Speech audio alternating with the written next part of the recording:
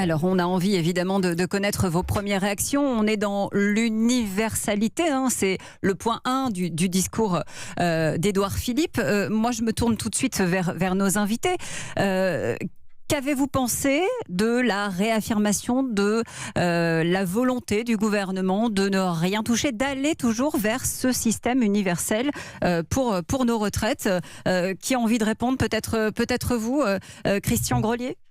Oui, je veux bien commencer. Écoutez, la première partie de l'intervention démontre que le mouvement social qui est enclenché depuis le 5 décembre n'a pas été entendu, puisque les organisations qui appellent depuis le 5 demandent donc le maintien des 42 régimes, sont opposées au régime universel. Donc dans un premier temps, j'allais vous dire, la réponse apportée n'est pas de nature à calmer les manifestants, les grévistes, et c'est évident que les assemblées générales risquent de renouveler. Donc vous êtes en train de me dire que quoi qu'il se passe à partir de maintenant, on ne change rien, on continue le mouvement de grève? Écoutez, je ne vais pas préjuger des assemblées générales dans tous les secteurs, mais effectivement par rapport au mot d'ordre qui était le retrait d'un régime universel par points, je ne vois pas en quoi ce qui est déjà annoncé peut nous satisfaire. Thierry Babec. Oui, bonjour. Moi, ma première réaction, c'est que j'ai le sentiment qu'ils cherchent dans un premier temps d'abord à s'attirer le soutien de l'opinion publique. C'est quand même leur point faible en ce moment, puisque l'opinion publique soutient majoritairement le mouvement social. Et j'ai ressenti qu'ils cherchaient à renverser la vapeur de ce point de vue-là. Donc quand Édouard Philippe dit « je ne veux pas entrer dans un rapport de force », vous vous dites au contraire, si, il rentre dans un rapport de force avec vous, les partenaires sociaux, même s'il vous invite par exemple à fixer la valeur du point sous le contrôle du Parlement.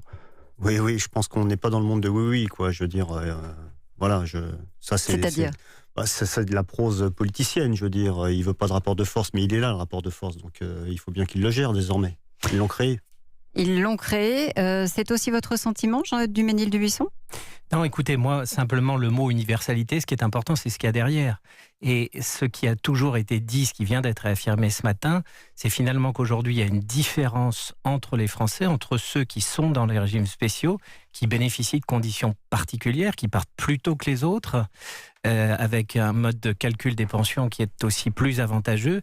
Et là, dans la réaffirmation du principe d'universalité, c'est de dire que finalement, tout le monde sera traité de la même façon. Donc oui, ça va dans le bon sens. Après, il a simplement indiqué que les régimes spéciaux seraient supprimés progressivement.